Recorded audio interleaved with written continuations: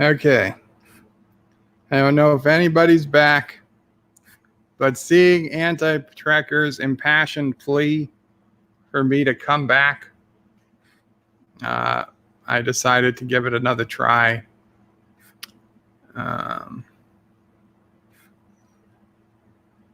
Let's see. I don't know if anybody's going to get. I got notifications. I got a notification, so maybe some people will come back, although I don't think anybody's here yet. Sci-Fi Nation is first, and Thomas Potts is here. Got one. Okay, see, it was Anti-Tracker's impassioned plea that he was in pain and only the sound of my voice could help him. That honestly, that got me to come back on. I did. I went back on. I cut the first stream and I started a new stream. Welcome, Anti-Tracker. It was your plea for mercy, Anti-Tracker, that only the sound of my voice could help your pain, that let me find it in my heart to continue the stream, although we won't be doing any more photo editing. And you're not first. Sci-Fi Nation was first. Thomas Potts was second. Then Sci-Fi Nation was also third. And then you're fourth. You're fourth, Anti-Tracker. Not Ryan Johnson says he's back again. Sci-Fi Nation tells Anti-Tracker he's turd, not first. Thomas's Bird is doing this for the algorithm. Cheater. Actually, this is probably bad for the algorithm to do a second stream right away. So if I cared about the algorithm, I'd be doing a lot of things differently. I only marginally care about the algorithm.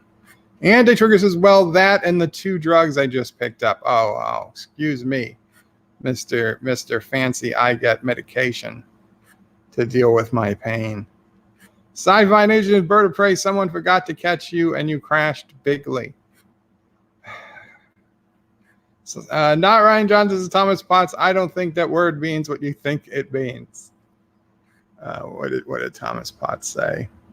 Oh, cheater. Yeah, I don't think cheater means what Thomas Potts thinks it means. So, as long as you guys are all here, I guess I'll talk about voting and the way things should be. Because I have a big problem with the way we vote in this country. And it's not racist. So don't call me racist. I want every citizen to be able to vote. Now, I don't think every citizen should vote. Every citizen who wants to vote should vote. I don't think we should be wasting money on media campaigns to get out the vote and to tell people that it's better if you vote. That's better for the world if you vote. If you don't know who the candidates are, if you don't know what the issues of the day are, you should stay home. You should not just be voting willy-nilly for people you know nothing about, for candidates you have no idea what they stand for, just because there's an R or a D or a third party next to their name. That doesn't make them good candidates. It doesn't make them good politicians. It doesn't make them good leaders. It just makes them the person who happened to win the primary of that party. Okay, so I mean, honestly, unfortunately, the South, and I am blaming the South on this, the South with their Jim Crow laws and the terrible, terrible way, the terribly racist way they implemented tests before you could vote, has forever ruined American abilities to put in any type of actual basic understanding test, because anything we put up would be seen as absolutely racist because of that history. And I'm mad at the South for allowing that to happen, for using it, for exploiting it in that way, because if it didn't have that history of racial injustice, I do think we should have some basic test people have to pass before they could vote. Now, it wouldn't be hard, but it would be, and I understand that's not constitutional. So in a world where I got to rewrite, make a little edits to the Constitution, I would do that. But in the real world, okay, there's not going to be tests. That's fine. If we just had the people that can vote now are still allowed to vote, we would not waste money on trying to get people to vote. And we would not tell people that it's better they vote than not vote. Because the truth is, if some idiot who is completely uninformed votes, they very possibly erase the vote of somebody who is informed and voting on the issues. And I think if only the people who felt that they were informed and knew what was going on voted, even though there's less overall turnout, I think it's still probably better for the country. However, turnout's not the biggest thing. My biggest problem with voting is the ease in which you can, at least in the United States, and especially in New York, which is the only state I've ever observed voting in, the ease in which you can, lie. You can double vote, you can triple vote, you can game the system, you can vote multiple times. That's the problem. And I think the biggest problem, what's made it far worse in recent elections, is early voting. Okay, I have no problem. Voting should be one day it should be a federal holiday for the most part, that most businesses, the stock market is closed. So most businesses are closed. Obviously, retail businesses, they'll be open, restaurants will be open. But most businesses are closed like any other, like Christmas or Thanksgiving or 4th of July. So a lot of people are off work, not everyone, but a lot. And people who aren't off work, they should, by law, be able to take off a certain number of hours without penalty to vote. It should be, that should be a law that you can take a certain time off to vote, unless you're in a very critical job, like you're an EMT driver or a doctor, a surgeon. People's lives are on the line. If you're not at your post, then you should be voting absentee. And honestly, we should push absentee voting for people who can't get to the polls because of work or other obligations or illness or whatever. But that's it. You vote absentee if you can't get to the polls. If you can get to the polls, you vote that one day, and that's it. Because we are voting now for 4 days before the election. And I guarantee you, it wasn't because, isn't going to make it easier for people to vote. It was because somebody's like, we can game the system better when we can do it days before the election even starts. People, when you have 1 day of elections, you can have people watch the polls from both parties and or all parties in certain cases. And you have a half a chance of it being done legally and legitly and without interference. Also, there would be paper ballots, a paper trail for every vote. We don't need electronic voting machines. Basically, we would do like Scantron forms, very similar to if you go to school and you fill out a multiple choice test. Now, granted, the questions would be printed right on the Scantron form, but you fill in an oval for who you're voting for, and you run it through the machine. If it picks up the vote, it counts. If it doesn't pick up the vote, sorry, you should have filled it out a little darker. And that's it. So you can tally the votes very quickly. You can do a hand recount if absolutely necessary, but paper ballot. And 1 day of voting. And that's it. Because multiple days makes it too hard. Also, you absolutely have to show ID to vote. Okay, you have to show ID to get on a plane. You have to show ID to rent a car. You have to show ID to get a hotel room. You can't just, I mean, maybe a cheap motel, but a decent hotel, they're not going to give you a room unless you show ID. Not to mention leave some form of payment method. No, you need to show ID to vote. And don't tell me that there's one old grandmother out in the boondocks who never had a driver's license, and now she can't vote because, God forbid, she gets some type of state-issued ID. Then that's too big of a thing, and it's violating her civil rights. Bull crap. If you're not getting a driver's license and you just need ID to vote, that ID is going to be free. But yeah, you're going to have to do a little work to go get it. I'm sorry.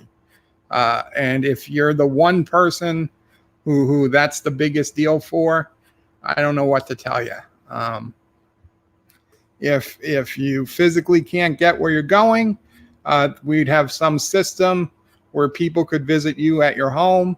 It would take a long time, but it's fine because we have a year between elections and 4 years between elections that matter, or at least 2 years between elections that matter.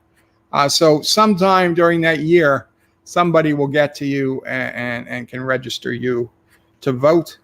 We'll figure out a system, but you're going to need to bring photographic ID to come down and vote. The person doing the voting, they have to match you to your photograph. And if your photograph, maybe we should do a thumbprint as well, because obviously there are people that look like other people. I mean, the number of kids who use fake IDs, I think more kids had fake IDs that I knew than didn't. And they look like older siblings or cousins or whatever. So I'm not even all that apt on just being a photo, but a photo at the absolute minimum. I'd love to see a thumbprint. And while the vote is not computerized, the voting system is. Once you've logged in, once you've thumbprinted or they ran your license through the scanner, once you've gotten to a voting place, you are locked out from voting anywhere else in the country that day, that election, period, done. If somebody runs your license through a voting location in New York, and if it's tied to your social security number or whatever, your government issued ID, that's it. You can't vote in Florida later that day. I mean, there are people who in the morning, they vote in New York, they catch a plane, they fly to Florida, and in the evening, they're voting in Florida. Completely illegal, but there's really nothing in place to actually stop them. There's nothing in place to stop them. And then we get, we caught 3 people illegally voting and we're going to prosecute them. And then it gets, pleaded down to a misdemeanor and everybody forgets about it. But I'm not worried about those 3 people. I'm worried about the hundreds and the thousands of people that are being bussed around from district to district by parties. And the problem is that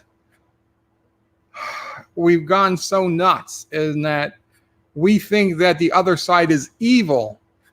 And the other side is very rarely is the other side evil. Okay. In the United States, I'm not sure we've ever had an election where the other side was truly evil. The other side didn't believe in the things we believed in. The other side, every presidency that I remember, every presidential election I remember has been described as the most important election in our lifetimes. Literally, every presidency I can remember has been described as the most important election in our lifetimes. And the problem is that when you stop having Republicans and Democrats, but you have fanatics can justify anything.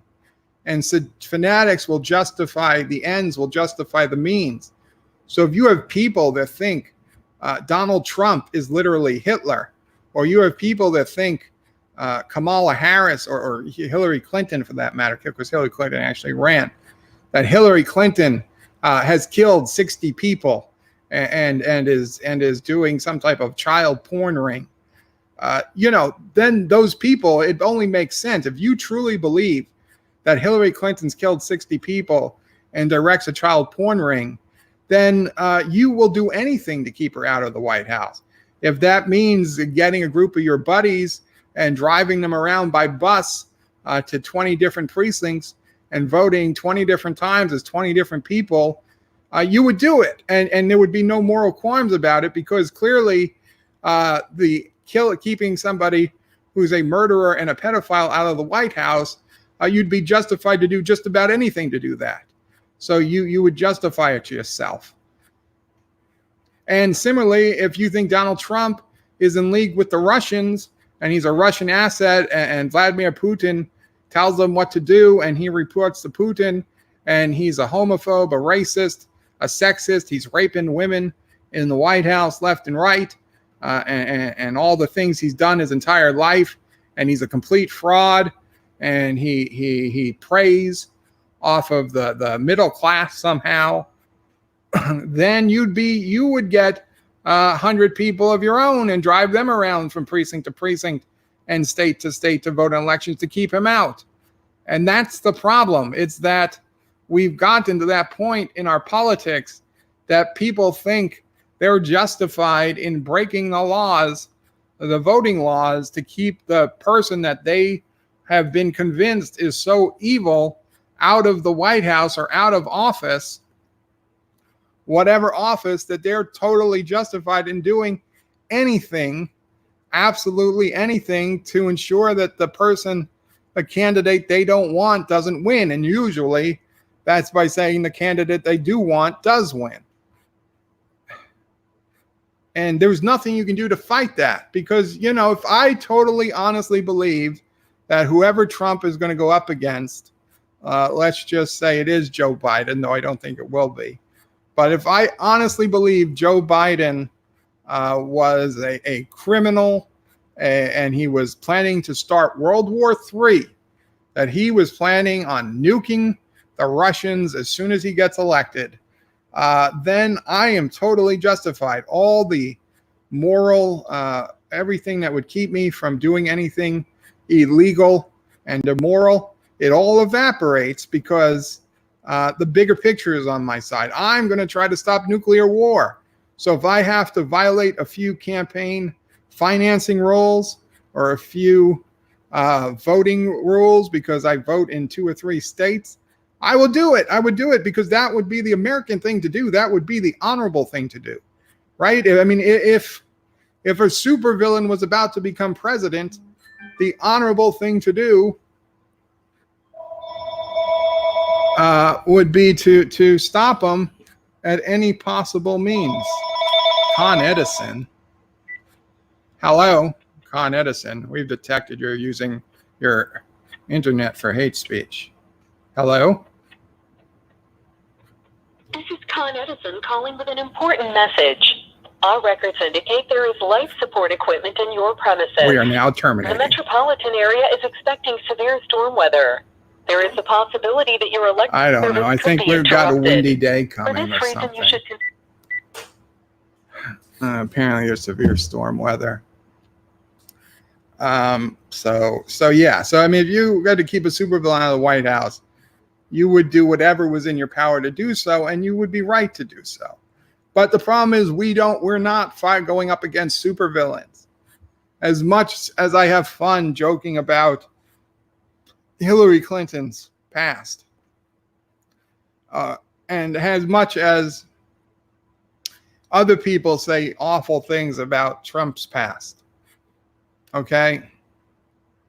The reality is Trump, I can understand to a point why some people dislike Trump. I don't think he's particularly that bad, but I can understand why, he rubs people the wrong way. But when you start calling him a Russian asset, and Hillary was calling Tulsi Gabbard a Russian asset, which is ridiculous. you go beyond. And I'll be honest, when Republicans say the Clintons killed 60, 70, 80 people, I'll repeat it sometimes as a joke, but I know I'm joking. I'm not the one honestly believing that. Yeah, there are some suspicious things have happened. I will grant you that. I don't know. But do I think they've got a kill list of 80 names? I doubt it. And Obama. I mean, Obama was not a superhero, a super villain. Okay, there are a lot of Republicans that think Obama was the worst thing to ever happen to the presidency. Thankfully, since we stopped Hillary Clinton, otherwise she would have been the worst thing. But Obama is the worst president in American history. Let me get wrong. He might be, considering all the debt and how screwed up our healthcare system is now. It was not good before, but it is worse now. It is worse now. And every doctor, every nurse, every EMT, every PCA I've spoken to, who's come from visiting nurse services and other services, who work at the hospitals, they all start coming. And yes, even if they were African American, even if they were women, there was an African American nurse coming to my house in the week before the 2016 presidential election, and she told me she was voting for Trump because Obamacare had become so bad in the 4 years or 8 years it's been in practice, 6 years, whatever it's been. She'd seen it go from bad to worse. And Trump was her only hope of seeing it fixed. And unfortunately, he was not entirely successful in fixing it. It's still in a pretty shitty position. So I don't think Obama's legacy is going to be a great legacy, but he was not a supervillain. He was just somebody who had opinions very, very different from mine. Do I think Obama hated this country? No, I don't think Obama hated this country. I think he hated a lot of things about this country, but I don't think he hated the country. And George W. Bush, for whatever you want to say, I know a lot of people hate George W. Bush, but if anybody honestly thinks he hated this country, you're crazy. You're crazy. He thought different things. He might not have agreed with you on how to get the same success, but there's no doubt George W. Bush wanted this country to succeed. There's no doubt in my mind Obama wanted this country to succeed. I think his definition of success is perhaps not the best, but he didn't want to see the country turn into a shithole.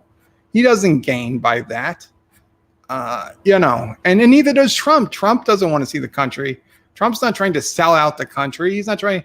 His biggest investments are in this country.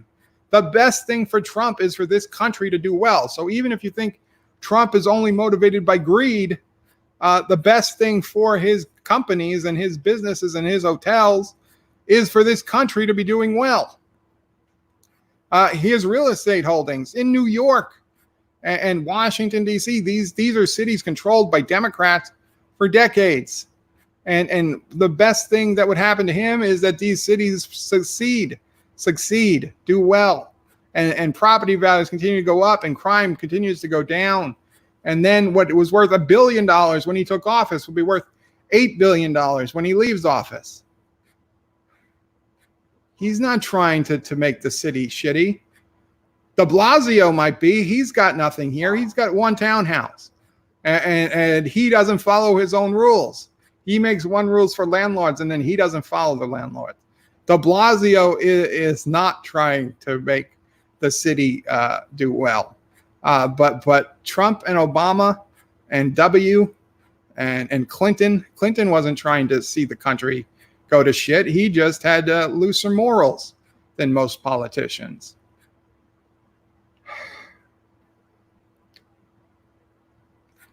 Anti-Tracker says, breaking news. Mrs. Anti-Tracker will be going live today after Berto Prey 5. Did I say something? Thomas, Mrs. Anti-Tracker. Anti-Tracker takes over the channel. I'm guessing it'd be her voice. Anti-Tracker says, remember to go to antitracker.com to submit your questions from Mrs. Anti-Tracker. Yes. Sci-Fi Nation is her channel or yours. I'm sure it's Anti-Tracker's channel. Anti-Tracker says it will be on my channel, but you will be answering any and all Ask Mrs. Anti-Tracker questions. Very cool. And to ask Mrs. Anti-Tracker a question, you go to antitracker.com, scroll down a little bit, and it says Ask Mrs. Anti-Tracker. You click on it, you follow the link. Okay, guys, I'm sorry. Let me read any App Birdo Prey 5s, and then I'm going to end the stream. Sci-Fi Nation, Birdo Prey, someone forgot to catch you. You crashed. Oh, I read that. I read not. Azine says, howdy all. Anti-Tracker says, lightly. I don't know. Stromore says, election should be run like a Mad Max Thunderdome. 2 men or women enter. Any one of 78 Facebook genders enter, 1 leaves. Thomas Potts, I voted 50 times for Kodos in 2016, yet his name was never on the news. It's rigged. Dibs says, hey, Joe, at work. Joe's voice today, no video. Hey, cousin Dibs. Yeah, I was not feeling particularly well the last couple days. No video today, just voice. I don't know if you're still here. Anti-Tracker says, true story. The a-holes at Acorn registered my daughter to vote Democrat and offered to fill out her ballot for her when she was 17. Not surprised. Sci-Fi Nation says, ID is required here in Michigan. At least we have open primaries. No need to register for a primary. Well, Sci-Fi Nation, I am against open primaries. The entire purpose of a primary is to choose the candidate for the party. If you are not a member of the party, you should not be voting in that primary, period.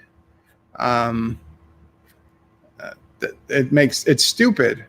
You get people who would vote for the weaker candidate on purpose. That doesn't make any sense. Honestly, I think once you choose a party, you should be stuck with it for like 12 or 16 years. You shouldn't be able to change parties willy-nilly. Huh? Mamo Prey thinks that's ridiculous. 2 years? 4 years? You choose a party. Right. But there are people who change their parties specifically to vote for, people in elections that they knew were going to be weaker candidates on the other side. Yeah. I don't want people changing parties willy-nilly. I think there should be some minimum amount of time. Once you join a party, Okay. you could leave the party.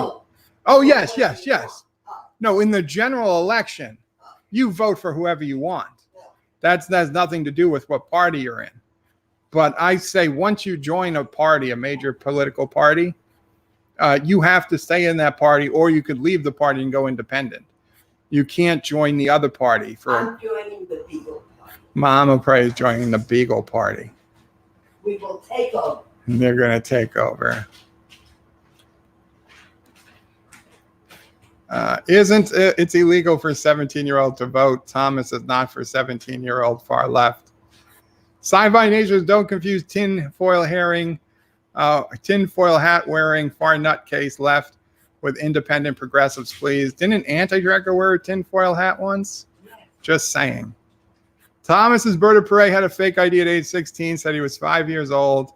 Birdo Prey didn't know how you make yourself older on a fake ID. Not Ryan Johnson says Bird Ramble. Thomas says Karoga elections always had an evil candidate. Wait, Karoga has no elections. That is true. Sci-Fi Nation says we have inauguration holidays. Life with Madison Kapla, Bird Prey and all Kapla. Sci-Fi Nation says impeachment inquiry passed the House today. I don't care. They can impeach. They can impeach Trump. It will mean nothing. It will mean absolutely nothing because the Senate is not going to convict him. And it's really just going to make the Democrats look stupid to half the country. If they want to impeach Trump, I say he doesn't even fight it. He should just say, fine, impeach me. I don't give a shit. Impeachment means nothing. Impeachment means nothing. You didn't do any more Dear Bops? No, I'll do the Dear Bops in a separate video.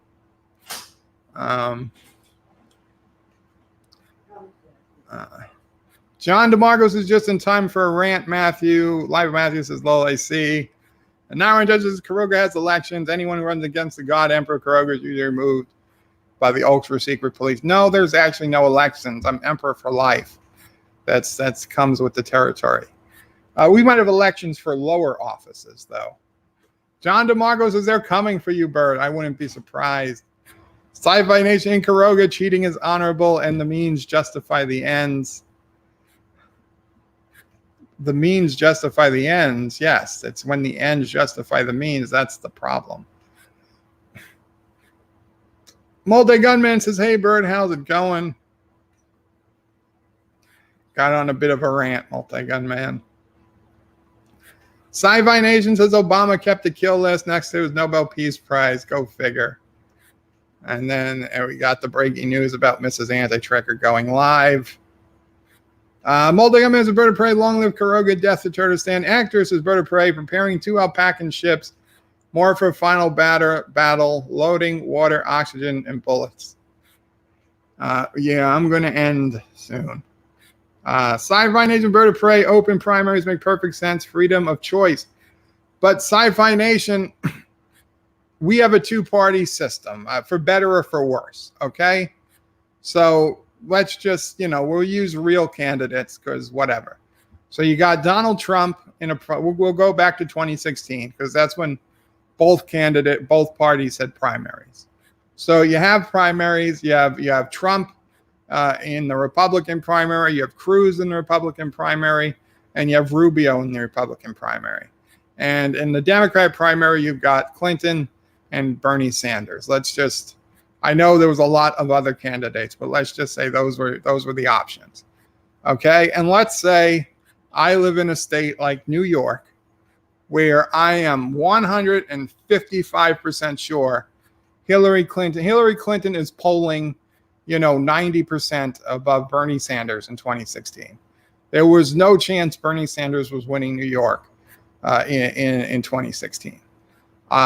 If I had an open primary and I wanted my girl Hillary to win, I would instead vote on the Republican primary and vote for whoever I thought the weakest Republican was, because Hillary doesn't need any more help. But if the weakest Republican wins New York, now there's a good chance that weakest Republican could become their leader. And then when I vote in the final election, I vote for Hillary. I don't vote for the candidate I voted for in the primary. So no, that's a terrible idea. I'm sorry. Your choice is you have a choice. You don't have to join any party, and you can just vote in the general election and vote for whoever the options are. But the entire point of a party is that it's its own thing, and its members need to choose its leaders. If you're not a member of that party, you have no business voting in their elections. I'm sorry. Join a different party. Join a party, and then you can choose who you vote in. You don't get to vote. You don't get to vote. And if you did, I mean, the only way I would ever allow, and there's no way to implement this, so it's not something possible. But the only way I would ever allow cross-party voting or an open primary is if your general vote goes to that candidate. Also, should that candidate win the primary, you don't have the choice of changing your vote when the general election comes along. And like I said, that's stupid. It's unenforceable. There's no way to do it. But that would be the only way I'm okay with it. Sci-Fi Nation says, and stops registration roll stacking. Is that just registering people from one particular party? I don't see how it does. Thomas says the Democratic Party primary is pointless. Hillary beat Obama, but he got more super delegates. Muldigaman says, Bird of Prey in Kuroga, we are free to vote for the Alpaca Party as many times as we want in each election, but the Alpaca Party is the only political party, so it doesn't really matter that much. Sharon Moore says, Bird of Prey, Anti-Tracker is actually bald, and he has just woven the tinfoil hat to look like hair. No, that's, oh, yes, that could be. That could be. I was going to say it was from a voodoo hex, but you're right. That was an anonymous trekker. I have no idea who wrote that. It could be a tinfoil hat. Sci-fi Asian Bird of Prey saying we're limited to 2 parties is self-defeating to our democracy. I feel you're buying into the elitist propaganda machine. Sci-fi Nation, I'm recognizing the reality that we live in a 2-party system. I would love there to be a 3rd-party breakout candidate. To be perfectly frank, Trump was a 3rd-party candidate. He hijacked the Republican Party to make it easier to win. But by all accounts, Trump was not a Republican. If anything, Trump was closer to a Democrat. At least a Democrat, what Democrats believed in 2008, he would have been Trump. But Trump recognized rightly that Hillary Clinton had already won the primary before a single state voted. And so he chose to run as a Republican because it makes having a party behind you makes things 1,000 times easier. People getting signatures for you, filing the paperwork. But the Republicans hated Trump. The establishment Republicans hated Trump. They didn't want Trump to win. You remember that. You remember what was going on. Trump was a 3rd-party candidate who just decided to try his hand in the Republican primary, and he won. He could have put all that effort into a 3rd party, and he probably he might not have won. He probably would have lost. But he was a 3rd-party candidate that simply hijacked the Republican Party.